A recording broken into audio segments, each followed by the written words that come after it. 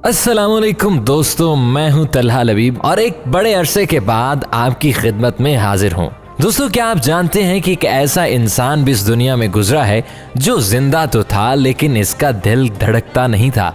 या फिर क्या आप जानते हैं कि कार पेट्रोल और डीजल दोनों वर्जन में आती है, तो फिर हमें डीजल से चलने वाली बाइक क्यों नहीं दिखती। अच्छा, तो जानते हैं कि दलदल में फंसना कैसा होता है और इससे कैसे निकलते हैं। नहीं भी जानते तो अगले कुछ मिनटों तक मेरे साथ रहिएगा, क्योंकि इन सवालों के जवाबात के साथ साथ और भी ढेर सारी इंफॉर्मेशन के साथ मैं आपकी खिदमत में हाजिर हूँ। आपको एक दफा फिर से चौंकाने के लिए तो बांध लीजिए अपनी कमर पेटियां। बिना किसी भी देरी के शुरू करते हैं आज का ये इनक्रेडिबल और आसम सफर।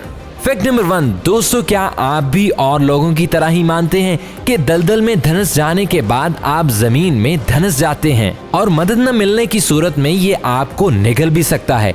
अगर हाँ, तो आपको बता दूं कि ऐसा सिर्फ फिल्मों में होता है, क्योंकि दलदल या फिर जिसे अंग्रेजी में क्विक सैंड कहते हैं, ये तब बनता है जब किसी जगह रेत में पानी की मिकदार बहुत ज्यादा हो जाती है और ये नमी रेत के जर्रों को आपस में टिके नहीं रहने देती और इसीलिए ऊपर खड़े होने पर आप नीचे की तरफ धंसने लगते हैं। हालांकि इसकी सतह ऊपर से देखने पर आपको सॉलिड लगेगी, लेकिन असल में ऐसी होती नहीं है।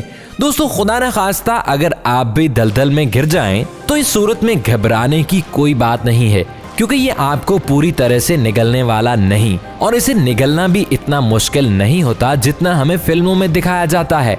शायद ही ये दलदल कुछ फीट से ज्यादा गहरे होते हैं, तो वहीं पर किसी ज्यादा गहरी दलदल में आप अपनी कमर से ज्यादा नहीं डूब सकते, क्योंकि ह्यूमन बॉडी की डेंसिटी क्विक सैंड यानी कि दलदल से कम होती है। जहां क्विक सैंड की डेंसिटी लगभग 2 ग्राम पर मिलीलीटर होती है, वहीं ह्यूमन बॉडी की डेंसिटी सिर्फ 1 ग्राम पर मिलीलीटर होती है। इसी वजह से दोस्तों, ये मुमकिन ही नहीं कि आप दलदल में पूरा डूब जाएं, लेकिन हाँ, फंसने पर आप किसी लकड़ी वगैरह की मदद से बाहर निकल सकते हैं। अब इस बारे में क्या सोचते थे, नीचे कमेंट करके मुझे जरूर बताइएगा। और हाँ, अगर आज कुछ भी नया सीखने को मिले तो इस वीडियो को लाइक किए बिना मत जाना।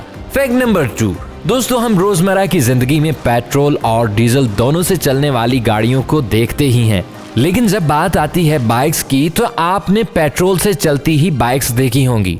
डीजल की कोई बाइक शायद ही आपने कहीं देखी हो, लेकिन हाँ, याद आया कि डीजल से चलने वाली इन रॉयल फील्ड के किस्से आपने जरूर सुने होंगे। लेकिन क्या आपने कभी ये सोचा है कि डीजल से चलने वाली बाइक क्यों नहीं होती? नहीं सोचा तो मैं बताता हूँ। दरअसल इसकी कई वजूहात हैं, जिनमें से सबसे बड़ी वजह यह है कि डीजल इंजन में पैदा होने वाला हाई प्रेशर है।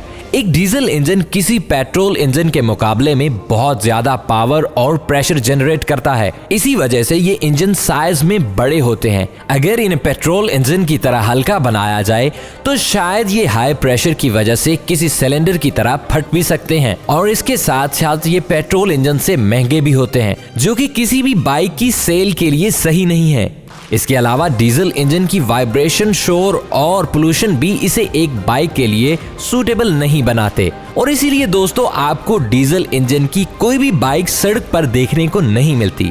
लेकिन हाँ, 90 की दहाई में रॉयल ने भारत में टॉरस नाम की एक बाइक लॉन्च की थी, जिसकी आगे चल के प्रोडक्शन बंद हो गई, लेकिन आज भी इस बाइक को भारत के कुछ हिस्सों में इस्तेमाल किया जाता है। नंबर 3, दोस्तों, इंसान तब तक नहीं मरता जब तक इसका दिल धड़कता रहता है और सांसें चलती रहती हैं। लेकिन अगर मैं आपसे कहूं कि इस दुनिया में एक ऐसा शख्स भी रहा है जो जिंदा तो था मगर इसका दिल धड़कता नहीं था, तो शायद आप इस पर यकीन ना करें, लेकिन दोस्तों, ये सच्ची कहानी है अमेरिका के सेटिज लेविस की, जिनके दिल के आसपास कुछ प्रोटीन ब्लॉक हो गए थे और इनके दिल ने सही से काम करना बंद कर दिया था। डॉक्टरों के मुताबिक ये सिर्फ चंद घंटों का मेहमान था जब इनकी बीवी ने एक मुश्किल फैसला लिया। कोन और फ्रेजर नाम के 2 डॉक्टरों ने गाय के 38 बछड़ों पर आर्टिफिशियल हार्ट का सक्सेसफुल ट्रायल किया था और अब वो इन्हें इंसानों पर ट्राई करने के लिए तैयार थे। उन्होंने ग्रेग के लेफ्ट और राइट वेंट्रिकल को 2 वर्टिकुलर असिस्ट से रिप्लेस कर दिया।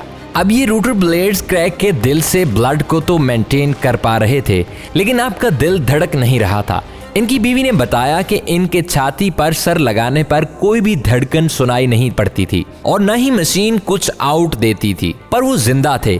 किसी भी और इंसान की तरह वो कुर्सी पर बैठ सकते, बात कर सकते और शुरुआती रिकवरी के बाद ग्रेग की बीमारी किडनी और लीवर तक पहुंच गई, जिसके बावजूद क्रेग बिना किसी पल्स के 1 महीने से ज्यादा जिंदा रहे। लेकिन फिर इनके ऑर्गन्स ने जवाब दे दिया और इनकी हॉस्पिटल में ही डेथ हो गई। नंबर 4, दोस्तों आप में से कई लोग तो क्रिकेट के शौकीन होते ही हैं, इसलिए मैं आपकी इंफॉर्मेशन में इजाफा करने के लिए एक अजीबो गरीब चीज लेकर आया हूं, क्रिकेट की दुनिया में बिकने वाले सबसे महंगे बैट की कहानी।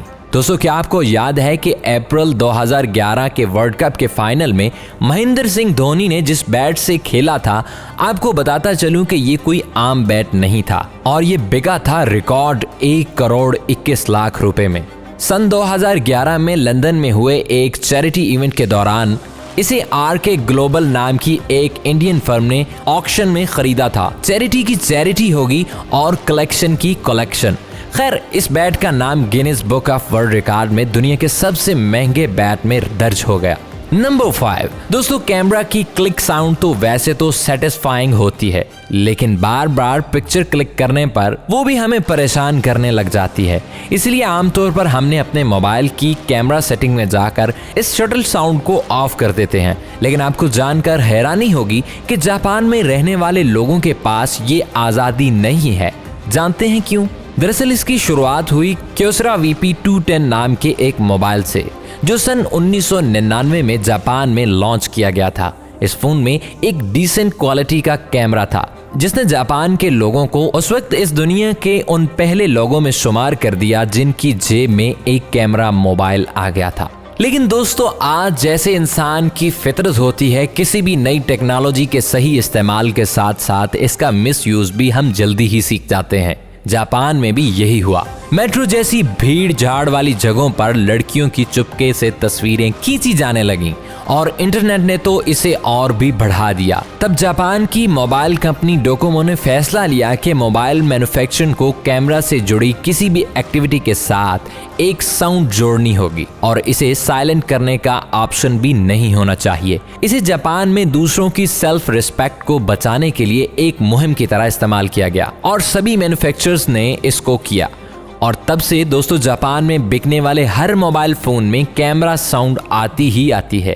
एप्पल भी जापान के लिए ऐसा आईफोन बनाता है जिनमें कैमरा शटर साउंड म्यूट नहीं कर सकते।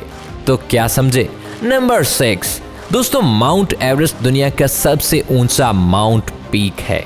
दुनिया भर के माउंटेनर्स के लिए ये किसी चैलेंज से कम नहीं। लेकिन अगर मैं आपसे कहूँ माउंट एवरेस्ट सबसे ऊंचा जरूर है, लेकिन सबसे खतरनाक नहीं, क्योंकि नेपाल में ही मौजूद अन्नपूर्णा को दुनिया का सबसे डेडली माउंटेन माना जाता है। समंदर की तह से 8091 मीटर की ऊंचाई के साथ अन्नपूर्णा 1 दुनिया का 10वां सबसे ऊंचा माउंटेन है। लेकिन ये तो खतरनाक है कि जितने इंसान इसके टॉप पर नहीं पहुंचे, इससे भी 2 गुना ज्यादा लोग हम इंसान स्पेस में जा चुके हैं। आज तक सिर्फ 250 लोग हैं जो इस पहाड़ की चोटी पर पहुंच पाए हैं।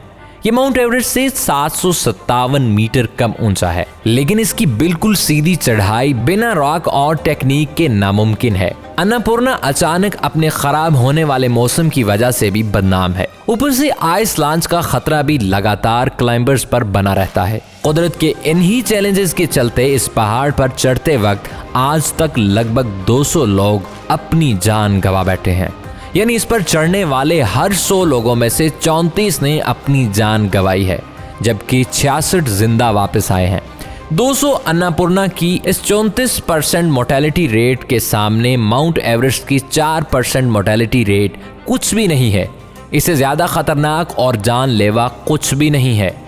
नंबर 7, दोस्तों किसी मूवी की शुरुआत में पर्दे पर लगे सर्टिफिकेट को हम सब ने देखा ही होगा, लेकिन क्या आपने कभी सोचा है कि ये फिल्म में दिखाते क्यों हैं, या फिर इन साइंस का मतलब क्या होता है? नहीं तो अभी बताता हूँ। दोस्तों हर फिल्म को मिलने वाला ये सर्टिफिकेट हर इलाके का सेंट्रल बोर्ड देता है। अगर इंडिया की मिसाल ली जाए तो उसमें central board of film certification है। दोस्तों ये सेंट्रल बोर्ड ये तय करता है कि लोगों को टीवी और थिएटर में क्या दिखाया जा सकता है और क्या नहीं।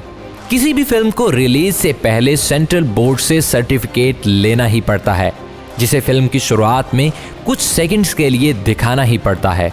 ये सेंसर बोर्ड किसी भी फिल्म को रिलीज से पहले देखकर इसे UUA या AS जैसे अलग अलग सर्टिफिकेट देता है।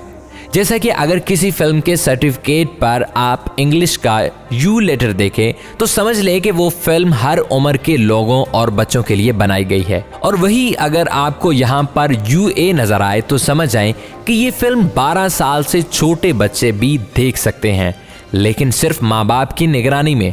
और अगर इस फिल्म के सर्टिफिकेट पर आपको सिर्फ A नजर आए तो समझ जाइए कि ये सिर्फ 18 साल से ज्यादा उम्र के लोगों के लिए बनी है और बच्चे इसे नहीं देखेंगे। वहीं पर कुछ स्पेशल फिल्म के लिए S सर्टिफिकेट भी इशू किया जाता है, और ये film special group of people के लिए बनी होती हैं, जैसे डॉक्टर, टेक्नीशियन वगैरह कैटेगरी के अलावा फिल्म से जुड़ी और भी बहुत मालूमात, जैसे कि फिल्म का नाम, इसकी जुबान, लेंथ और एप्लीकेशन का नाम, ये सब भी आपको इसी सर्टिफिकेट पर देखने को मिल जाता है। दोस्तों, उम्मीद करते हैं हमारी आज की वीडियो आपको बहुत पसंद आई होगी। एक लंबे अरसे के बाद आपसे मुलाकात हुई। अगर वीडियो अच्छी लगे तो अपने दोस्तों के साथ ज़रूर शेयर कीजिएगा। फिर मिलेंगे कभी कभार। खुदा हाफिज।